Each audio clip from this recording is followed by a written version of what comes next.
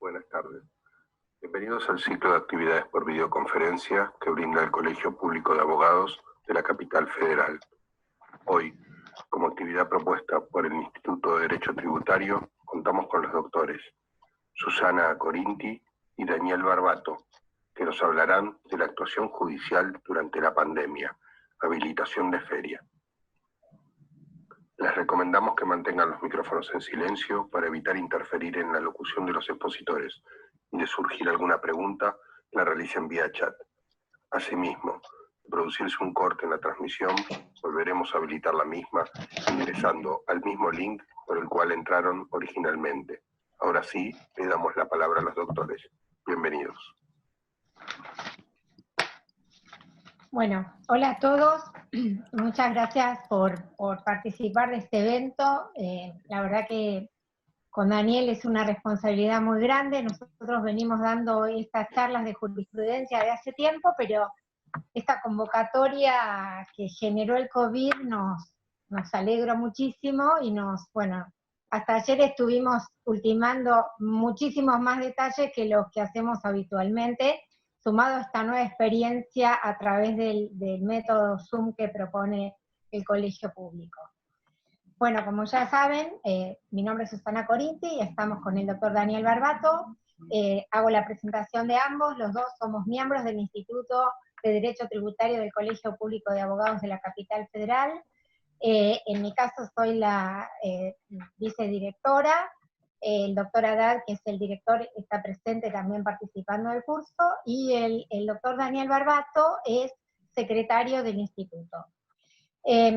Bueno, tanto el doctor Barbato como yo trabajamos como abogados independientes. Yo no digo desde cuándo, pero digamos un par de añitos nada más menos que el doctor Barbato. Somos docentes de grado y de posgrado, somos autores de distintos artículos y de algún material interesante de contenido tributario, y los dos trabajamos como columnistas del suplemento fiscal y previsional del Cronista Comercial desde hace, bueno, lo decimos, Dani, más de 20 años. Sí. Bueno, les quiero comentar algo, que en realidad nosotros somos del Instituto del Derecho Tributario, pero puntualmente, si bien los temas que vamos a abordar van a ser de carácter procesal, porque vamos a hablar de la habilitación de la feria, también vamos a hablar del fondo tangencialmente porque tienen que ver con el contenido tributario. Bueno, lo que sí queremos destacar prioritariamente es el marco COVID, que todos lo sabemos, pero que viene bien refrescarlo, por lo menos para poder comprender algunas cuestiones, o para refrescarlas probablemente ustedes en algunos temas procesales estén más ayornados que nosotros. Bueno, en primer lugar, ustedes saben que a partir del decreto de emergencia sanitaria, el decreto 260 del 2020, que tiene fecha de publicación en el Boletín Oficial el 12 de marzo del 2020, ese decreto fue modificado al día de ayer por 575 normas. O sea, ¿por qué hablamos de esto? Bueno, porque hay una gran inseguridad jurídica a pesar de que haya tanta normativa. El otro tema que a nosotros también nos llamó la atención con el doctor Barbato es que esta acordada de la Corte, la acordada 6, que se fue prorrogando históricamente, digamos que con todo el devenir de todo este tiempo, hay una nueva acordada que es reciente, que es de mayo del 2020, que es la acordada 17, que está permitiendo nuevas pequeñas aperturas. Entonces, la idea es que nosotros le podamos, si bien ustedes, como les dije, los va leyendo, pero digamos, refrescar algunos conceptos que fueron leídos, pero que en este marco, digamos, de normas, se hace un poco difícil organizarse y ordenarse. Entonces, la acordada importante es la 17 del 2020, que como les dije es una llave para poder pedir la habilitación de feria, y como vuelvo a decir, esta es una feria judicial extraordinaria, en donde los principios de la restrictez en la habilitación de feria no son tan intensos, sino que se han ido relajando. Bueno, no sé, Daniel, si querés empezar vos y hacemos un... Dale. Dale, no hay problema. Bueno, en realidad, el primer fallo que yo bueno, antes de empezar agradezco la invitación al colegio y el apoyo del instituto y las palabras introductorias de Susana, que nos venimos trabajando y conociendo hace mucho tiempo. En realidad, bueno, coincido con lo que dijo Susana, la profusión de normas es muy amplia. En lo personal, básicamente, también a eso hay que añadirle que lo que también está influyendo en toda esta suerte de crisis institucional que atraviesa la Argentina es que no nos olvidemos que el artículo 1 de la Constitución estableció una división tripartita de poderes, en el cual hasta ahora el único que está teniendo, con matices, pero una intensidad muy fuerte, es el Poder Ejecutivo. El Congreso, después Susana seguramente les va a comentar algunas aristas que también vienen, no está funcionando, a pesar de que estamos en crisis y que el artículo 63 de la Constitución Nacional habla de la importancia de que cuando existen ciertas crisis se pueden hacer sesiones extraordinarias. Tengo claro el tema del almanaque laboral también, pero si hay una crisis, creo que la crisis es para la comunidad entera. Y por último, bueno, un poder judicial que está ampliamente restringido. Hecha esta introducción, el primer fallo que yo les quiero comentar, en realidad son dos, pero lo podemos resumir en uno. La actora se llama World Games Sociedad Anónima, y si se quiere también fue presentado en el mismo momento Bingo Ramallo, S.A. Las dos se tratan de lo mismo, se ve que incluso hicieron la misma presentación y actuaron los mismos profesionales, pero la cosa es que las empresas lo que hicieron fue, primero hay que tener en cuenta la actividad es los bingos, el juego, con lo cual una de las primeras actividades que restringió el Estado como consecuencia de esta crisis sanitaria y de las medidas de aislamiento obligatorio es justamente evitar actividades que estén vinculadas a la aglomeración de gente. Bueno, indudablemente el juego no está, más allá que para mí no me interesa, pero para mucha gente le puede ser interesante, lo concreto es que no fue declarada una actividad esencial. ¿Y qué hicieron estas empresas? Bueno, básicamente presentaron una medida cautelar donde básicamente solicitaron una medida cautelar donde primero se solicitó la habilitación de día y hora, es decir, solicitaron la habilitación de feria, dada la extraordinariedad de la situación, y a su vez decían que como consecuencia de ese cese de actividades mercantiles, se veían imposibilitados de pagar sus tributos, es decir, de juntar los fondos necesarios para pagar sus tributos, y en consecuencia le solicitaron al juez una medida cautelar diciendo que, que se abstenga de ingresar las obligaciones tributarias hasta que cese la situación de emergencia.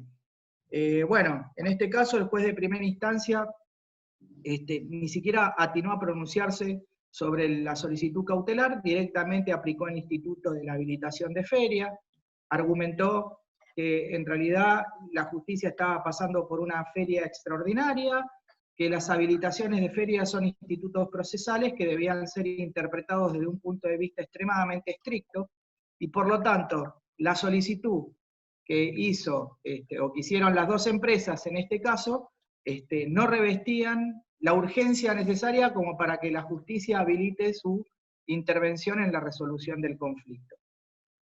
Naturalmente, los contribuyentes manifestaron su disconformidad con relación a esta situación, y lo que hicieron fue apelar ante el Tribunal de Alzada, que en este caso es la Cámara Nacional de Apelaciones en lo Contencioso Administrativo Federal. Es una cámara que está integrada por miembros de las distintas salas del fuero. En este caso, el fallo lo votaron los doctores Duffi, Trisi y López Castiñeira. Y en este caso lo que hizo la Cámara, siguiendo un criterio alineado con la primera instancia, es ratificar el contenido de que la habilitación de feria no estaban dadas las condiciones para que ello se produzca, y a su vez remarcaron la excepcionalidad que tiene la figura procesal de la habilitación de la feria judicial, y en consecuencia lo que se hizo fue confirmar el pronunciamiento de primera instancia. Pero, como nota de color, el argumento decisivo que utilizó la Cámara fue un argumento de corte procesal. Esa vieja jurisprudencia que dice que en realidad las sentencias, a la hora de ser apeladas, tienen que estar por razones debidamente fundadas, dado que tienen que tener la entidad suficiente como para conmover la decisión del tribunal inferior. Con lo cual, no solamente no le habilitó la feria, sino que en cierto sentido le dio un coscorrón a estos contribuyentes a la hora de hacer este planteo. Pero bueno, este fallo justamente me parece interesante, porque bueno, está relacionado un poco con los recursos públicos, porque el contribuyente rápido de reflejos, en cierta medida, solicitó quedar exceptuado de pagar mientras dure su situación económica. Después, cuando les comente el otro fallo, bueno, existen ciertas diferencias que voy a comentar. Pero bueno, en este caso, la Cámara ratificó la posición del Tribunal Inferior y por lo tanto no hizo lugar a los planteos que formularon los contribuyentes. Bueno. Te doy la palabra. Seguimos con el otro caso. Es un fallo de la Corte Suprema de Justicia de la Nación, que más de uno de ustedes lo habrá leído y lo habrá visto, pero que es importante que lo veamos porque al ser de contenido tributario el cuestionamiento, vale la pena conversarlo en este ámbito. La causa es Fernández de Kirchner, Cristina, en carácter de presidenta del Honorable Senado de la Nación, sobre acción declarativa de certeza. La sentencia es del 24 de abril del 2020, y es importante destacar que la presentación la realiza la señora presidenta del Senado, porque para criterio de ella, bueno, de esa Cámara a quien ella representa, era importante hacer cesar el estado de incertidumbre respecto a la validez legal de sesionar a través de medios virtuales o remotos. ¿Por qué? Porque en este caso particular era muy importante para el Congreso Nacional legislar en materia tributaria, habida cuenta de las consecuencias económicas que provoca la pandemia en el mundo en general y en la Argentina en particular. Y de acuerdo al reglamento del propio Senado, las sesiones solo se hacen de modo físico, o sea, que solo pueden sesionar siempre que todos sus integrantes se constituyan de modo presencial.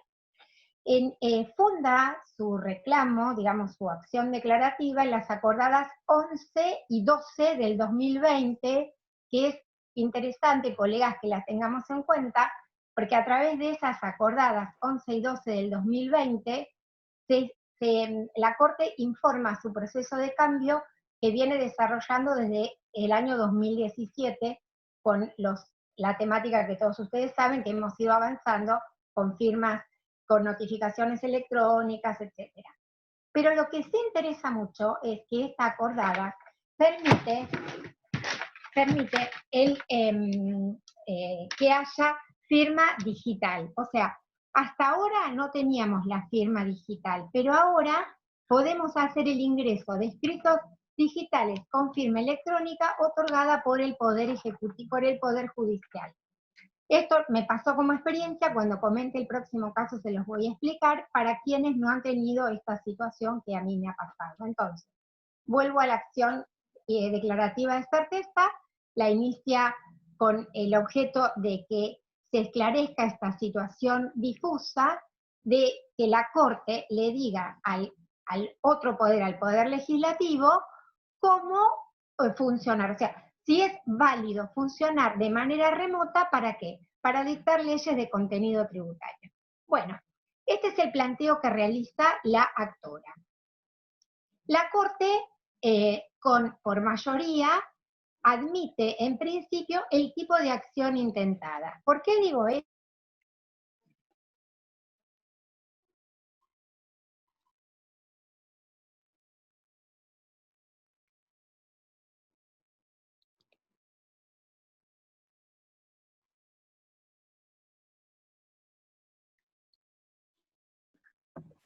Doctora Corinti, un minuto. Sí, tiene que le habilité el audio, pero lo tiene deshabilitado usted. Ahora, Ahí está. ¿se escuchó hasta la acción declarativa de certeza? Hasta los argumentos se escuchó. Hasta los argumentos. Bueno, entonces, el argumento, como les dije, es que la Corte autorice a funcionar a dictar leyes de modo remoto, y en este caso particular, la convocatoria o el pedido fue porque es importante que un tema tributario tenga su respectiva ley. Y dice entonces que esto además presenta gravedad institucional porque compromete la posibilidad del funcionamiento de uno de los tres poderes del Estado. Bueno, y ratifica que no es una consulta. Como había comenzado a decir, para la Corte, para la mayoría de la Corte, para dos de sus integrantes no, pero para la mayoría, consideran que esta acción declarativa de certeza constituye un caso, ¿sí? Entonces, le da el tratamiento a partir de que es un caso concreto a resolver. Pero lo que sí es interesante, es lo que trata de destacar la Corte, es que desde el punto de vista constitucional, la continuidad de legislar por parte del Congreso es absolutamente indiscutida. De manera que el Congreso debe funcionar, porque al ser uno de los tres poderes del Estado, es primordial que siga funcionando. Y que esta parálisis que causó la pandemia obliga a que los responsables de los poderes del Estado arbitren los mecanismos necesarios para asegurar la permanencia de sus tareas y en este caso particular garantizar el debate legislativo.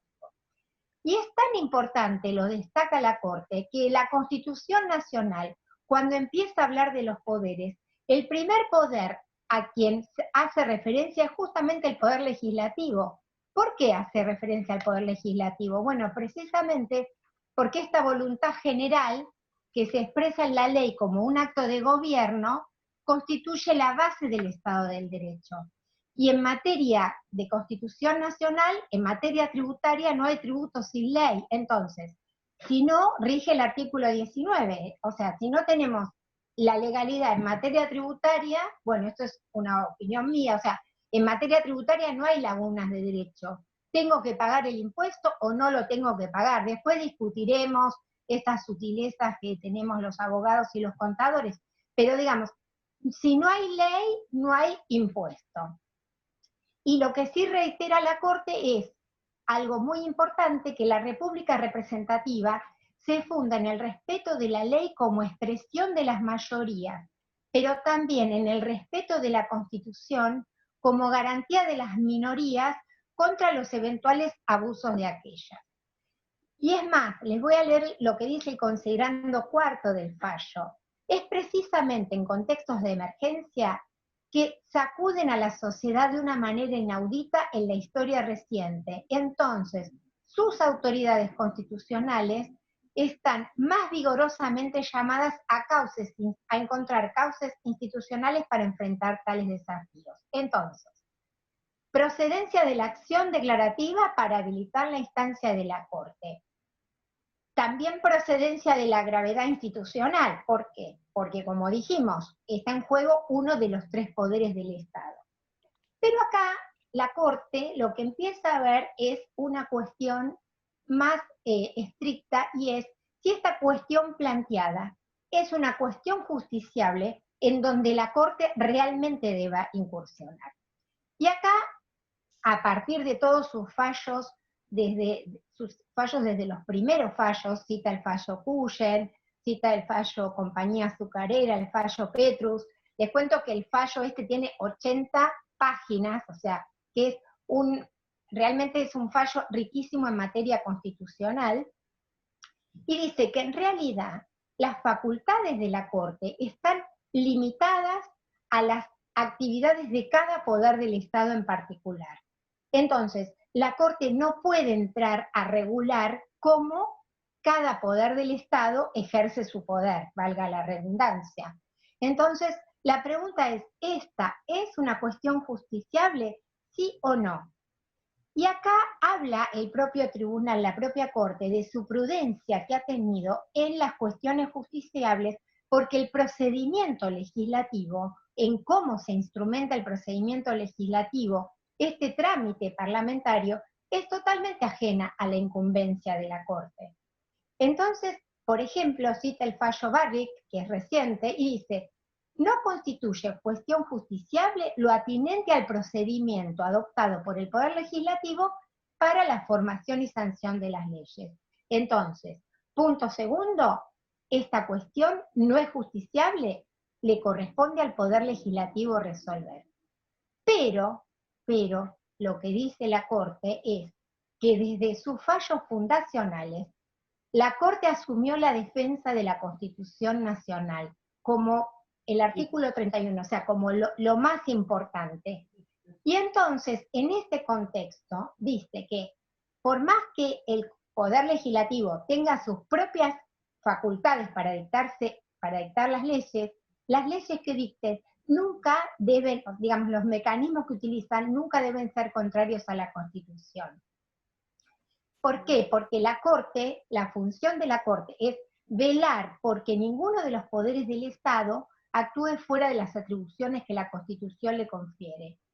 Y les vuelvo a reiterar este párrafo que es muy interesante que dice, la Constitución ha establecido inequívocamente un sistema de poderes limitados, de manera que al final, digamos, de un proceso legislativo, si hubiera irregularidades, le incumbe a los jueces examinar la existencia y extensión de las facultades desplegadas en el ámbito del poder legislativo en este caso. Cita, bueno, la causa Peláez, y entonces concluye diciendo que la Corte Suprema es el guardián supremo de la Constitución y es quien tiene a su cargo la forma de equilibrar la tensión que existe entre el valor republicano y el valor de la supremacía de la Constitución Nacional. Con lo cual, la Corte, por mayoría, resuelve que el Senado de la Nación tiene todas las atribuciones constitucionales para interpretar su propio reglamento, ya sea de manera virtual o remota, sin necesidad de recurrir a la Corte, y rechaza la acción intentada. Por su parte, el ministro Rosati, en voto concurrente en un punto, dice que no hay caso judicial y destaca que la Constitución tiene todas las respuestas a posibles incertidumbres jurídicas, incluso en momentos de crisis, y que solo hay que empeñarse en encontrarlas, y que el hecho que los constituyentes no hayan imaginado este futuro tecnológico no significa que esté prohibido. Y es más, el doctor Rosati dice algo que realmente yo coincido, que esta presentación tendría que haber sido hecho por la otra Cámara, porque tengan presente que por el artículo 52 de la Constitución Nacional, la Cámara de origen en materia tributaria es precisamente la Cámara de Diputados. Sin embargo, acá la presentación la hizo la presidenta del Honorable Senado de la Nación, que representa a las provincias. Entonces, acá Rosati dice que la Constitución tiene las respuestas, que no hubiera sido necesario ir a la Corte, y que tampoco estaría, si bien autoriza que la presidenta del Senado lo haga, pero recuerda que la Cámara, la otra Cámara, es la que tendría que haber hecho la presentación respecto de esta petición. Y por su parte, Rosenkrantz propicia rechazar la acción, pues para él ni siquiera hay un supuesto de gravedad institucional. Bueno, descrito el fallo, pero bueno, hubo habilitación de instancia, fíjense, sin necesidad de habilitar la instancia, porque, digamos, si hay feria judicial extraordinaria, hay feria judicial para todo. Sin embargo, para este caso, se abrió la feria judicial. Sí. Daniel. Es muy interesante el fallo, y quiero hacer nada más algunos comentarios con relación a lo que vos decís. Me parece que es un tema que puede llegar a ser considerado un leading case, no solamente por la materia en debate, ¿no? También esto hace rever, perdón.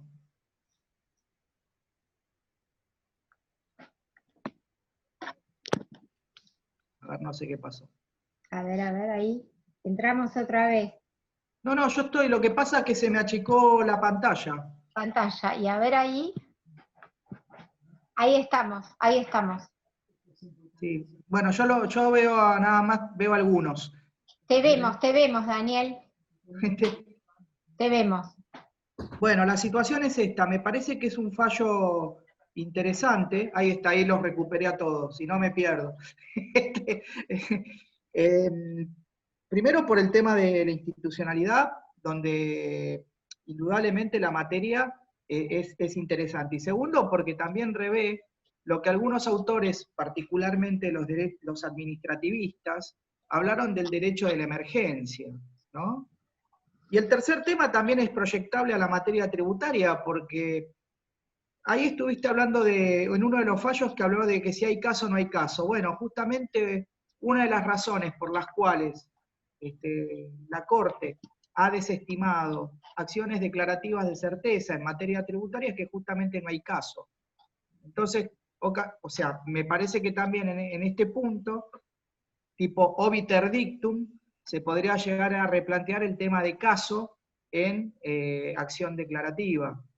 Pero bueno, nada, me parece que el fallo obviamente tiene un tenor político muy importante, y bueno, indudablemente me parece que tampoco es el espacio para debatirlo con tanta profundidad, pero bueno, es un fallo rico.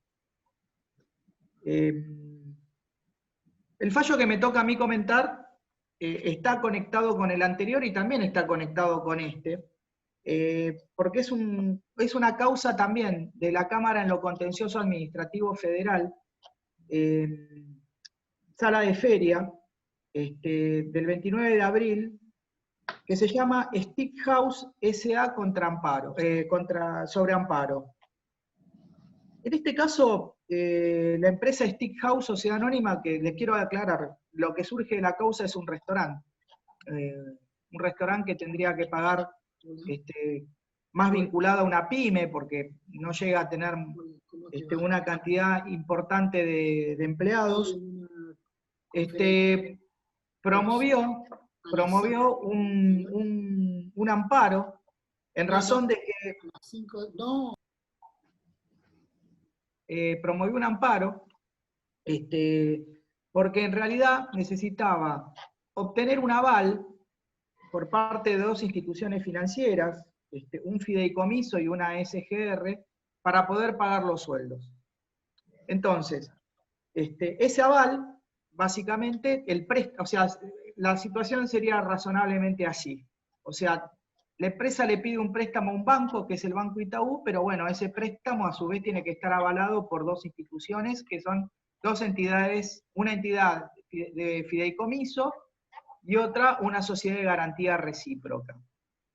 Lo concreto es que hace el planteo de primera instancia el contribuyente, y bueno, en este caso solicita en primer término la habilitación de día y hora para poder obtener la medida necesaria, la medida cautelar necesaria.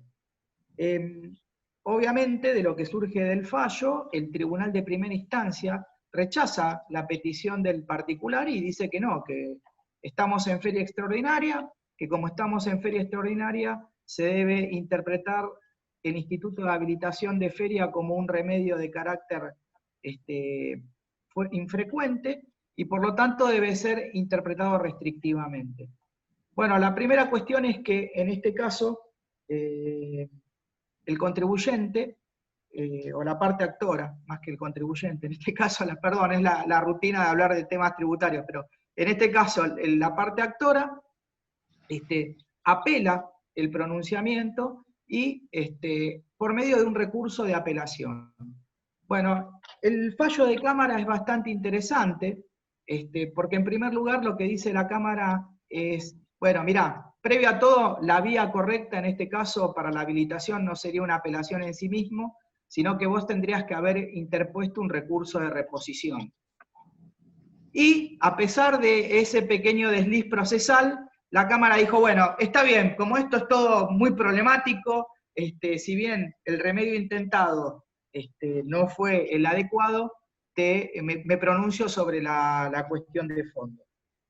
Obviamente tuvo en consideración el hecho de que la habilitación es una medida extraordinaria, y lo que hizo fue, analizó el pedido con relación a esto, tuvo particularmente en cuenta que ese préstamo era un elemento imprescindible para poder seguir adelante con la actividad de la empresa y básicamente para poder pagarle los salarios a sus trabajadores.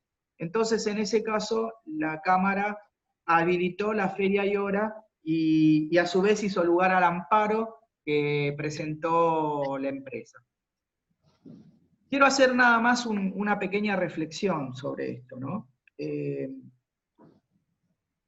primer lugar, es curioso porque en el fallo Bingo Ramallo, o que comenté antes, y en este caso Steve House, se trató del mismo tribunal competente, que era la Cámara en lo Contencioso Administrativo Federal.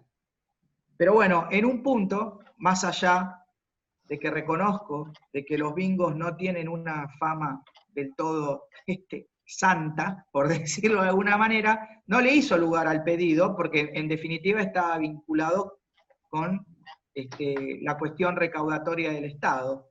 Y en este caso sí se lo hizo lugar porque era más que nada una relación jurídica de derecho privado. Pero lo interesante no es que solamente lo tuvo en consideración a la relación jurídica de derecho privado. En principio hasta no sé si sería competente la Cámara en lo Contencioso Administrativo Federal. Pero bueno, el fallo no deja de ser interesante. Si se quiere, le podemos dar prioridad al principio de que la forma no puede prevalecer sobre la sustancia, en función de los principios de justicia. Pero bueno, me llamó la atención este fallo, donde la Cámara, en un caso, no habilita la feria extraordinaria, y en este lo habilita a pesar de que incluso su competencia es dudosa. Y bueno, justamente en esta comparación es donde radica lo interesante de comentar estos dos pronunciamientos judiciales. Sí, y también tengamos en cuenta que más allá de lo que vos dijiste, que uno puede o no gustarle la actividad de los bingos, también es cierto que generan trabajo. Entonces, y que hay mucho personal afectado en el tema trabajo, y que, bueno, en la medida que el aislamiento social preventivo y obligatorio se respete, lo que pasa es que hay determinadas actividades en donde es de difícil cumplimiento. Y también, bueno, perdón, y quiero acotar algo también, con eso en función de lo que vos decís. También es cierto que hay que tener en cuenta una línea temporal, ¿no? Porque no es lo mismo haber presentado un amparo, una acción o una medida cautelar en marzo, cuando vos dejaste de tener una actividad. Totalmente. Porque bien o mal, te agarró a mitad de marzo, pero en marzo pudiste trabajar. Pero si vos estás ahora en junio, donde ya estás casi 2 meses, 3 meses sin poder trabajar, sin poder facturar, y bueno, la situación, el concepto de emergencia tiende a ser, merece ser analizado con mayor cuidado. Eso es lo que quiero decir. Exactamente. Bueno, esto que vos decís, parecería que hubiéramos coordinado, pero viene de la mano con este tema que voy a comentar, que si bien no es tributario estrictamente, sí involucra a la actividad judicial propiamente dicha.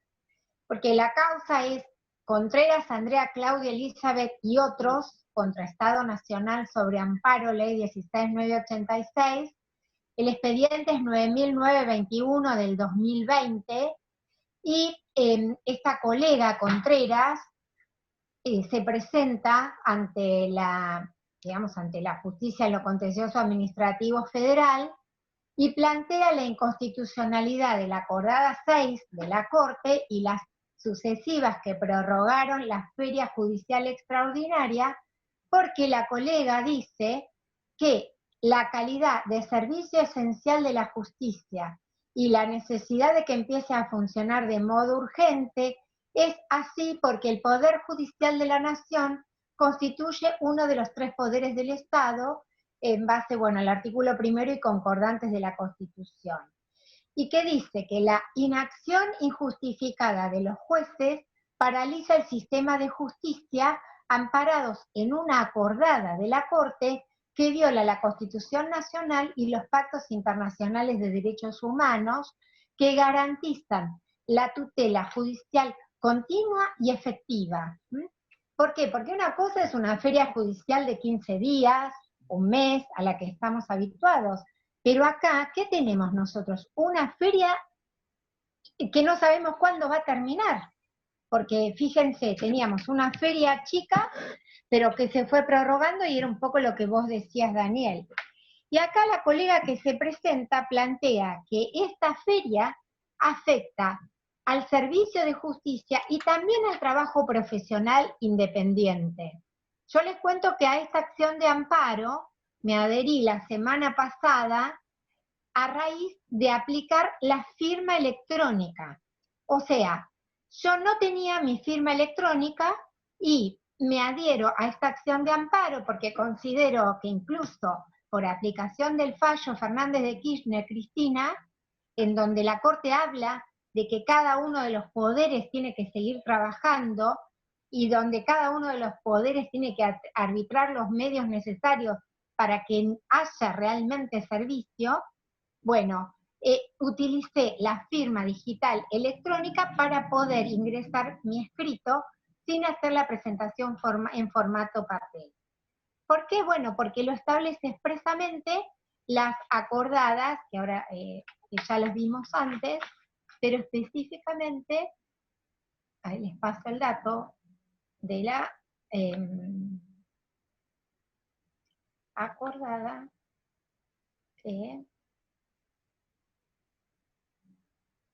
bueno, es la acordada 10 y 11 de la...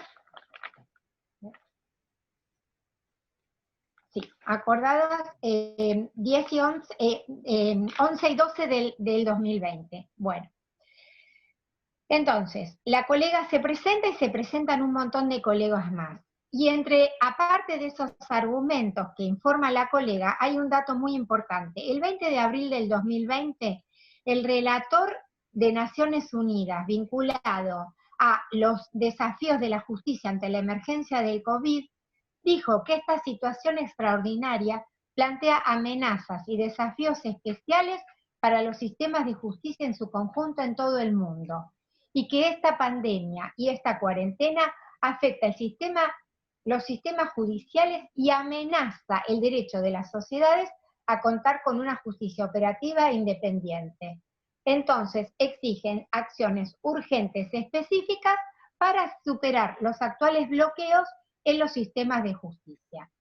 Y agrega diciendo que las tecnologías informáticas y el uso del teletrabajo para enfrentar la crisis actual por ser esenciales, especialmente para tribunales y jueces, tienen que ser utilizados en casos de derechos humanos. Bueno, hay muchísimo más, pero lo que sí interesa, siguiendo con lo que hablaba Daniel, es que en este caso particular, el juez Lavie Pico, que es del Contencioso Administrativo Federal, dice que la habilitación de la feria judicial es una medida de carácter excepcional. O sea, hasta acá venimos todos aceptando esto. Esta resolución es del 8 de mayo del 2020. Y ahora dice lo siguiente. En este caso particular, los litigantes tienen un riesgo cierto e inminente de ver frustrados los derechos para cuya tutela se requiere la protección judicial. Y en este caso particular, dice que podrían tornarse ineficaces u originar graves problemas la demora en resolver este caso concreto. ¿Por qué? Porque dice que estrictamente la concesión de esta feria pone en riesgo el sistema judicial.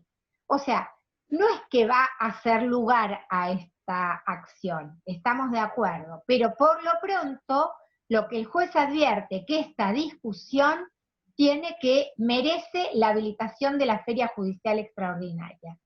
Y un poco lo que vos decías, Daniel, si esto se hubiera presentado el 31 de marzo, yo no sé si habilitaban la feria, pero si tenemos una acordada y después hubo 3 más, y bueno, es válida la presentación.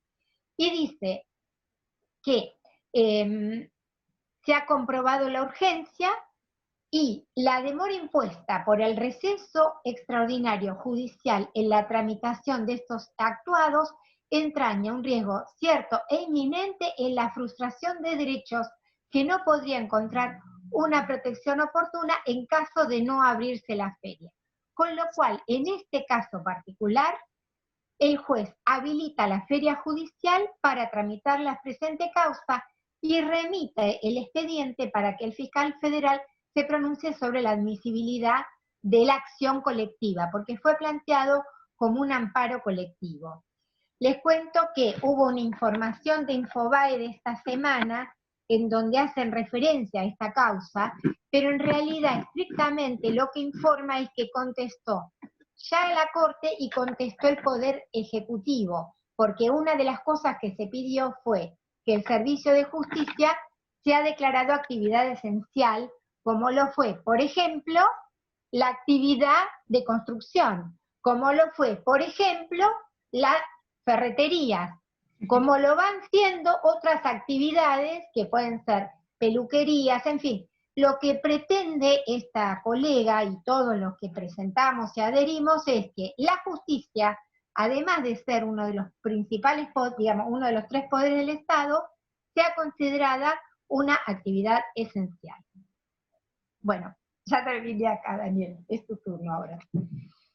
Bueno, en realidad no puedo quedar, no puedo ser frío con relación al fallo que vos estás diciendo, que también tiene vinculación con el fallo que voy a contar ahora,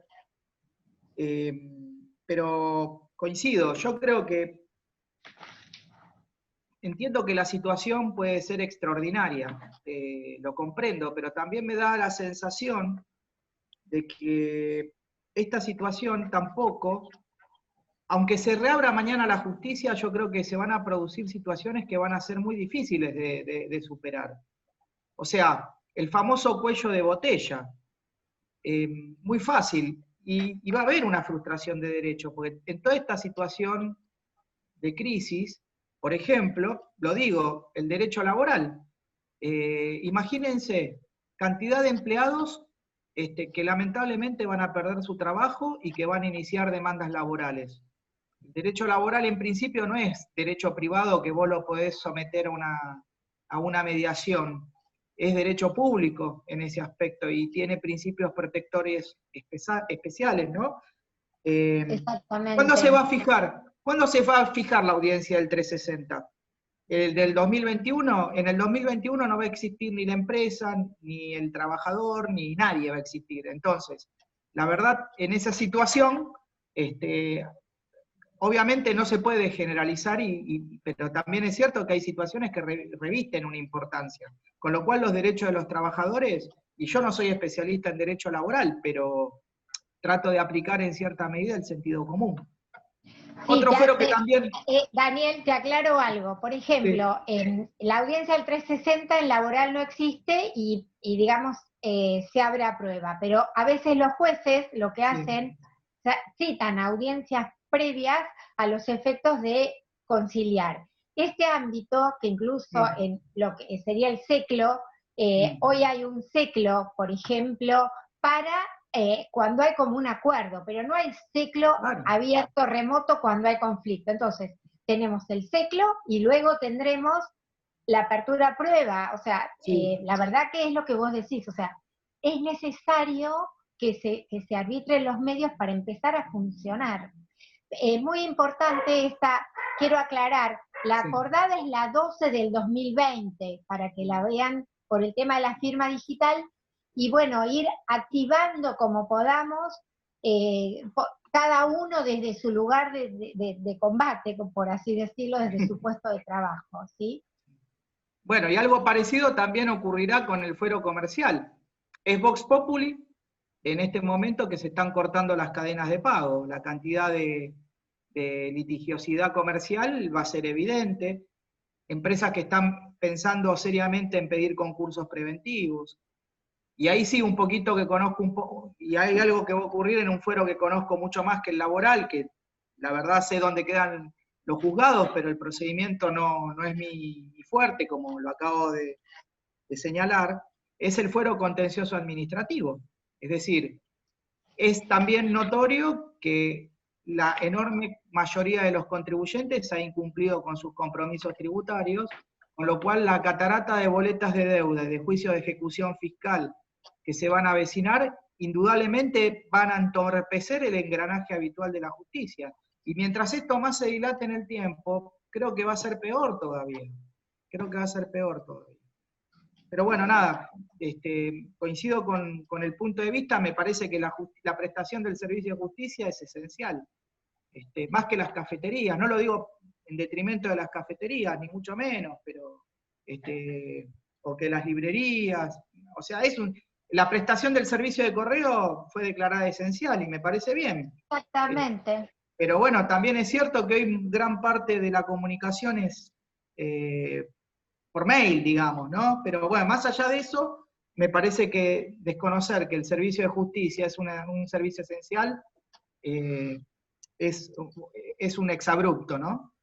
Sí, y te agrego algo más, Daniel, de un colega que está hablando por chat, el doctor Pereira Martínez, dice que y trató de tener un acuerdo el 12 de marzo, pero bueno, también es cierto que después, si sabemos que tribunales no va a haber, el que tiene que pagar se relaja, incluso a veces hasta asesorado por nosotros mismos, ¿no es cierto? Según de qué lado nos pongamos, tendremos un argumento u otro, porque es el juego humano jurídico, y bueno, y a veces pasa así, es más, a veces tenés acuerdos firmados que como el SECLO no homologó no puedes pagar. Bueno. Exacto, es un problema, la verdad es un problema muy, muy grave. Pero bueno, vuelvo ahora, no quiero, simplemente fue una mera reflexión lo que hice, pero justamente viene a colación con el fallo que quiero comentar. Bueno, y este fallo es bastante atípico, por tildarlo de alguna manera. Es un fallo del Tribunal Fiscal de la Nación, es un amparo que se llama Christoffersen contra AFIP DGA de la sala F, que es una sala aduanera. Este fallo es del 21 de mayo del 2020, y en realidad lo interesante que tiene el fallo, básicamente, no es el eje de la discusión. ¿Por qué? Les cuento un poquito de qué se trata. Supuestamente un contribuyente hizo un planteo ante la AFIP-DGA, le tenían que resolver un planteo que él había formulado, donde se le corrió vista, y en ese momento se declaró la causa de puro derecho. Pero se declaró la causa de puro derecho en marzo del 2020. Antes del 2020, este contribuyente, frente a la inacción en que incurrió la administración de aduanas, lo que hizo fue presentar un recurso de amparo ante el Tribunal Fiscal. Entonces, ¿qué ocurrió? En el momento en que se produce el amparo ante el Tribunal Fiscal, la aduana, pícaramente, o no, decide mover el expediente administrativo, con lo cual el recurso devino abstracto y, en definitiva, la mayoría, con el voto de la doctora Zunino y el doctor Juárez, deciden rechazar el recurso de amparo. Y bueno, acá viene lo interesante es el fallo del doctor Soria, porque en realidad Soria utiliza ese espacio para resolver este fallo, para emitir una serie de críticas con relación al funcionamiento del Tribunal Fiscal. En realidad, si uno lee el fallo, parecería más una nota de paparazzi que un comentario digno del derecho o de la ley, ¿no? Pero lo concreto es que, bueno, lo que plantea justamente el doctor Soria es, no veo ninguna razón por la cual yo no pueda trabajar, la verdad puedo trabajar remotamente, incluso me puedo llevar expedientes a mi casa. Esto lo voy a decir exclusivamente con relación al funcionamiento del tribunal. Después hay otras cosas que son internas que hay dentro del tribunal que no viene al caso que se ventilen, cualquier cosa lo podrán leer en el fallo y lo tendrán que buscar. Pero lo que dice Soria, que es lo institucionalmente importante, dice, bueno, no veo ninguna razón por la cual como vocal no pueda trabajar y resolver expedientes. Puedo trabajar remotamente y en definitiva, si no funciona la mesa de entrada, no hay problema, se estableció el expediente electrónico, con lo cual tampoco veo razones como para que yo me vea impedido de poder ejercer mi labor jurisdiccional. Después, bueno, hace otra serie de comentarios de las publicaciones y del lenguaje inclusivo que no vienen al caso, pero lo concreto es que, bueno, ya existe, este fallo existe, por ejemplo, algunas reacciones adversas con relación a lo que se ha decidido en cuanto al funcionamiento del sistema judicial. Es decir, ya en este fallo lo está reconociendo. Con lo cual lo que quiero decir es que más allá del respeto que merece la Corte por ubicarse en la punta más alta de la pirámide del Poder Judicial, ya en algunos sectores de la justicia está habiendo una suerte de reacción y de decir, bueno, muchachos, nosotros podemos trabajar de alguna u otra manera. Que sí, bueno, eso es lo interesante que tiene este fallo. La cuestión de fondo, insisto, no aporta nada, nada novedoso, no es que no aporta nada, suena feo, pero no aportó nada novedoso. Pero bueno, la reflexión que hace el vocal en disidencia, en cierta medida está atado al planteo que hizo la doctora Contreras. Bueno, y siguiendo así con esta, digamos, las buenas noticias, entre comillas, ahora vamos a contar un fallo que es incidente de embargo de Broni S.A., formado en la causa caratulada Broni S.A. y otros sobre infracción ley 22415, que es el Código Aduanero. El fallo es del 24 de abril del 2020, es la Cámara Nacional de Apelaciones en lo Penal Económico, la Sala B, y también habilita la Feria Judicial Extraordinaria, o sea, porque la realidad es esta, es una feria judicial extraordinaria, y si la justicia no se sacude, no se mueve, se complica mucho todo el sistema. En esta causa particular, la empresa Broni tenía un embargo trabado por un tema de un delito aduanero por 11 millones de pesos. Le dictaron un auto de procesamiento y él apela la medida, digamos, del auto de procesamiento y pide el levantamiento del embargo o su sustitución.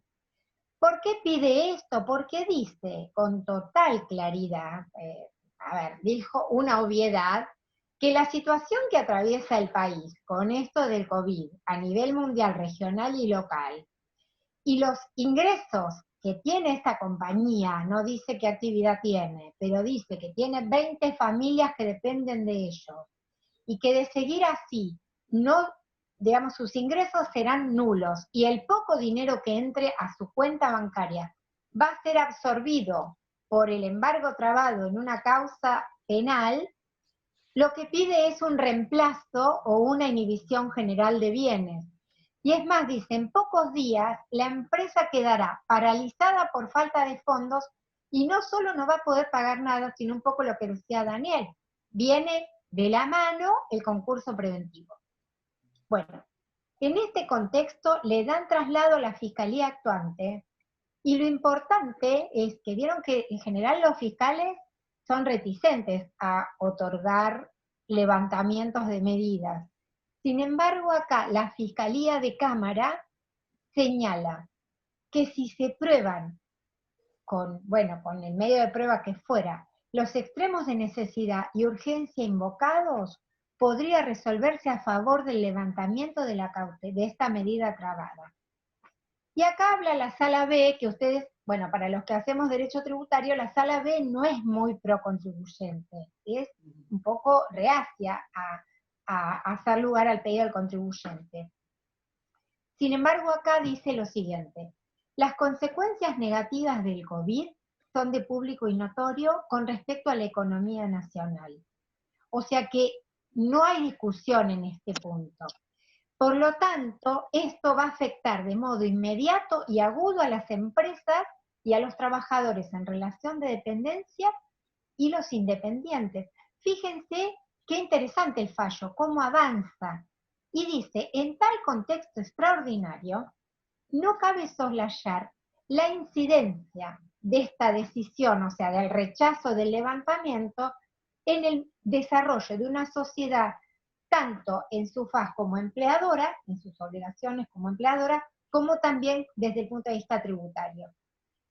Tan es así, dice, que no fue ni pasada desapercibida por el Ministerio Público Fiscal, pero además agrega la sala: habría que hacer paralelamente, le ordena al juez de primera instancia, mayores diligencias para identificar y verificar si esta empresa tiene otros bienes susceptibles de embargo o alguna sustitución que garantice el monto fijado. O sea, no solo dice revoco, sino además que instruye acerca de cómo hacer. Con lo cual, para mí, viniendo de esta sala que es tan estricta, ya les digo, en contra de los contribuyentes, me parece que es muy importante. ¿Por qué? Porque revoca el rechazo de la sustitución y del levantamiento del embargo y le encomienda al juzgado anterior a que adopte las medidas indicadas en aras de evitar las consecuencias económicas tan nefastas del COVID y además, bueno, el fallo sale sin costa. Por eso me parece interesante, Daniel, el tema. Sí, muy interesante. Muy interesante. Sí, bueno, ya por lo menos hay dos pronunciamientos del Tribunal Fiscal. Yo quiero hacer un aporte con relación al tema del Tribunal Fiscal. Para todos los que litigamos en el Tribunal Fiscal, particularmente yo tengo mayor participación profesional en la competencia impositiva que en la aduanera, pero también hay una situación que en esta época de pandemia es bastante tragicómica. ¿Por qué digo esto?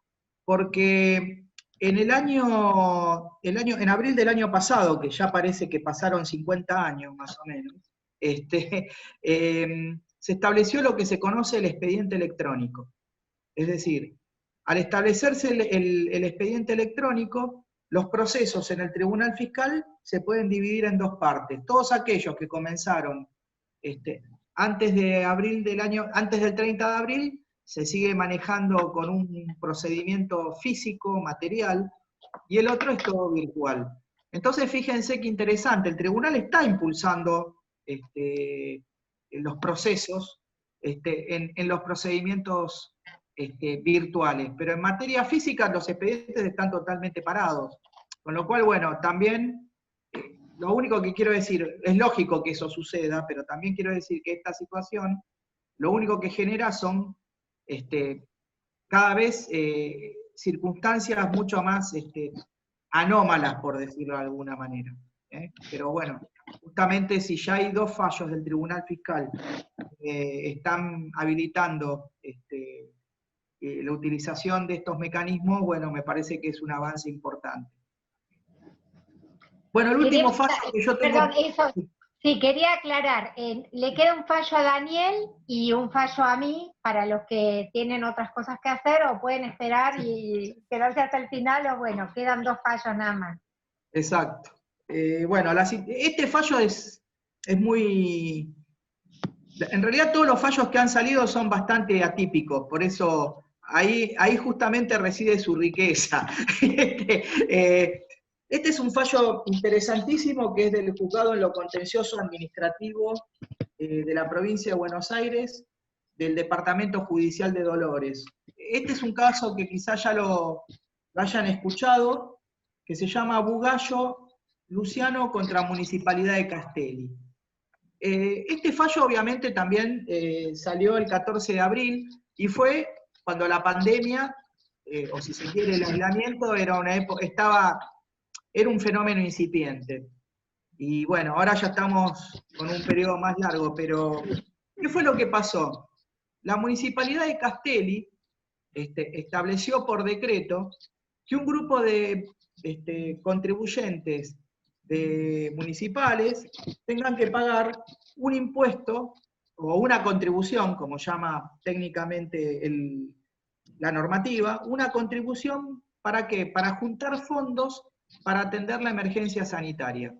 Lo interesante que tiene es que, bueno, salió con un decreto ad referendum del señor intendente de la Municipalidad de Castelli, y bueno, frente a esa situación, otro punto más, también los que tenían que pagar el impuesto eran los dueños de bienes inmuebles, o si se quiere, para que ustedes me entiendan, la gente de campo, ¿no? Entonces, lo que se hizo fue justamente plantear la inconstitucionalidad de ese impuesto.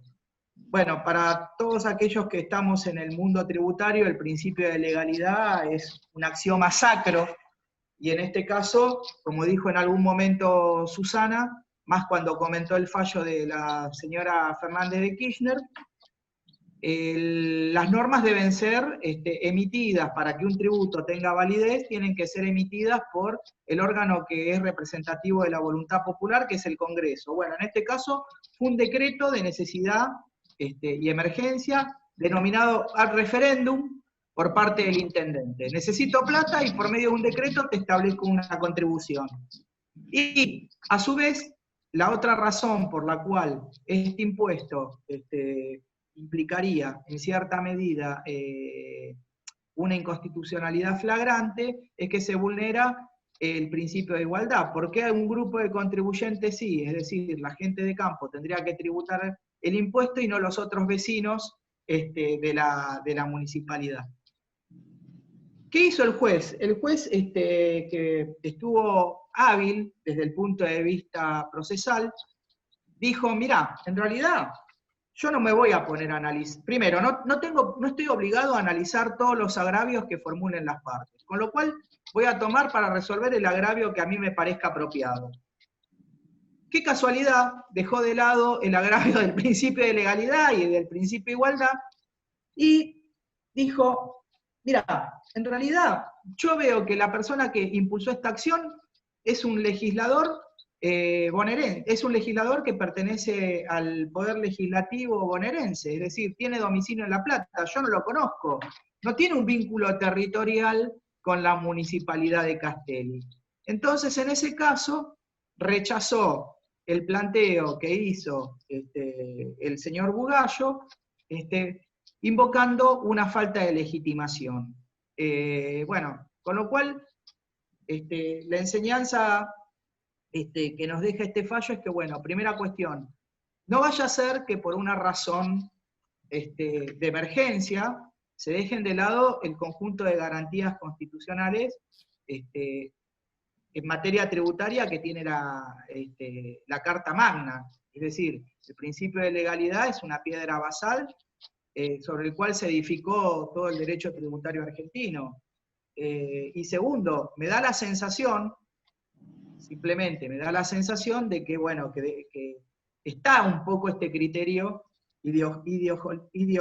con una carga de ideología importante, donde son todas aquellas personas que deberían contribuir en este momento de crisis. ¿Y esto con qué lo conecto? Con el proyecto de ley que está dando vuelta en el Congreso de la Nación, donde se pretende establecer el impuesto a las altas rentas. Perdón, no a las altas rentas, al impuesto a los grandes patrimonios. Y esto es interesante porque la musa inspiradora de ese impuesto es un autor que se llama Piketty. Lo que pasa es que el libro de Piketty está pensado para un país que no tiene un 50% de inflación anual. Entonces, muchas de las ideas que se pueden esgrimir por parte de los foros académicos en el exterior, a veces por situaciones exógenas, quedan descontextualizados en una sociedad como la Argentina, ¿no? Pero bueno, nada, yo de este modo hablé de todos los fallos, y bueno, muchas gracias, y la dejo terminar a Susana. Bueno, y falta el último fallo. Tenemos muchos más, pero la verdad que la idea era no hablar más de 1 hora y media para no cansarlos, y bueno, si esto resulta, nosotros con Daniel nos juntamos a hablar de jurisprudencia. Bueno, y de Racing. No, yo no, pero bueno, hablamos de... Bueno, en la última causa que tenemos es Robafarm Argentina S.A. contra Estado Nacional, Ministerio de Hacienda, AFIP, DGI, sobre incidente de apelación. El expediente es 28.206 del 2019 y es un fallo del 19 de mayo del 2020 de la Sala 2. Les cuento los hechos. En este caso, Robafarm, en el expediente principal, presenta una acción declarativa de certeza porque Robafarm tiene un impuesto a pagar, el impuesto a las ganancias, con ajuste por inflación y sin ajuste por inflación. En un caso le da 74 millones y en otro caso le da 54 millones de base, ¿sí? O sea que empezamos con una diferencia bastante importante. Entonces, él presenta su declaración jurada, su cierre es 31 de diciembre del 2018, y él aplica el ajuste por inflación. Y plantea la inconstitucionalidad de todas las normas del impuesto a las ganancias vinculadas al ajuste por inflación. Incluso después hay una reforma, la ley 27430 también plantea el ajuste, la inconstitucionalidad, pero esto es en cuanto al expediente principal. Paralelamente inicia una medida cautelar, o sea, como van a ver que es un incidente, ¿cierto?, en donde él pide que hay una afectación patrimonial, hay una confiscatoriedad muy grande en su patrimonio porque acompaña un informe contable en donde revela que su situación es análoga a lo que había ocurrido con la causa Candy de la Corte, que es del año 2009, y además ofrece prueba pericial contable. Y dice que se han violado los principios de igualdad tributaria y de capacidad contributiva en la medida que se siga sin aplicar el ajuste por inflación. Bueno, primera instancia rechaza la medida cautelar porque dice que no acreditó el daño, que tampoco hay una amenaza cierta y actual, y también esto realmente nosotros, digamos, los que hacemos tributarios nos damos cuenta que es así. ¿Por qué? Porque el contribuyente presenta la declaración jurada como él cree que corresponde. Y bueno, y espera a que la AFIP venga y haga el ajuste. O sea que no es que tiene un procedimiento de determinación de oficio en ciernes, no es que tiene una ejecución fiscal. Entonces, para el juez de primera instancia no acreditó el daño, ni la amenaza cierta y actual que justifique la medida cautelar. Les digo algo más que tenemos que tener presente. Recuerden que a partir del año 2013 hay una ley que impide tomar medidas, o sea, que impide que los jueces decreten las medidas cautelares contra el Estado Nacional. La ley es la 26854 y el artículo 9 de esa ley dice expresamente: los jueces no podrán dictar ninguna medida cautelar que afecte, obstaculice, comprometa, distraiga de su destino o de cualquier forma perturbe los bienes o recursos propios del Estado, ni imponga a los funcionarios cargas personales o pecuniarias. O sea, que incluso acá no está citada esta ley en este fallo, pero el juez de primera instancia podría haberlo rechazado con ese argumento. Bueno, Robafarm apela, y lo interesante es que esto es una medida cautelar. A ver, si no hubiera habido pandemia, realmente un juez una cámara no abre una feria para decirle no al contribuyente. Si él no, ya lo tiene. La medida, digamos, la apelación tampoco es suspensiva. O sea que, ¿qué quiero decir con esto? Que si nosotros leemos el fallo en todo su desarrollo habla fundamentalmente de lo que les dije al principio, que no se acreditó el peligro en la demora, y otro dato que plantea que al ser una discusión de confiscatoriedad, está unida al fondo del proceso, con lo cual esta cautelar, si se otorgara, sería como entre comillas, adelantar el criterio del juzgado, de la Cámara en este caso. Entonces, plantea la Cámara, analiza todo el desarrollo, los agravios, la postura de la FIP, que tampoco es de un fundamento muy importante, pero estrictamente la cautelar termina rechazándola a la Cámara, que es la Sala 2. Pero es muy importante de este fallo los 5 últimos renglones para nosotros si queremos pedir la habilitación de una feria. ¿Por qué les digo esto? Porque miren, el juez, en realidad estrictamente, la Cámara dice, dispónese la habilitación de la feria extraordinaria a los efectos del dictado de la presente en los términos de la capite 4 romano punto 3 del anexo 1 de la acordada 14 del 2020 del 11 de mayo del 2020. Recuerden que yo les dije que tenemos la acordada 12 del 2020 que habla de la firma digital. Esta acordada 14 del 2020 abre una puertita más. ¿Y qué dijo esta acordada en este punto particular? En este acápite dice, el juez natural de la causa podrá evaluar y disponer en forma remota para sentencias definitivas o interlocutorias en los expedientes que estén en condiciones de ser resueltas. O sea que tenemos un avance. También su notificación electrónica. Notificadas las partes, podrán pedir la habilitación especial para continuar el trámite de forma fundada y el magistrado resolverá sobre su procedencia o no. Entonces, tenemos una llave, los abogados, para pedir la habilitación de feria en aquellos procesos que estén, por ejemplo, a punto de ser resueltos. Ejemplo, si nosotros tenemos un alegato presentado en la causa que sea, bueno, yo creo que procede citar esta acordada de la Corte, la 14 del 2020, y empezar a abrir las pequeñas puertas que podemos estar abriendo mientras dure esta pandemia y no hacer, como dijo Daniel, un cuello de botella cuando se disponga la apertura judicial general. Bueno, no nos queda nada más por ahora. Quien tenga alguna pregunta, o por favor vía chat. Sí. Manden un chat y contestamos. Nos quedan 15 minutos más o menos.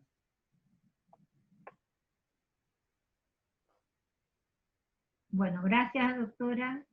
Repito el número de acordada. Bueno, el 12, la acordada de la firma digital es la 12, y la acordada que permite esta habilitación de oficio, digamos, por parte de los jueces, que es la del caso Robafar, es la 14 del 2020, el anexo 1, van a ver que están detallados por materia. Bueno, entonces los saludamos.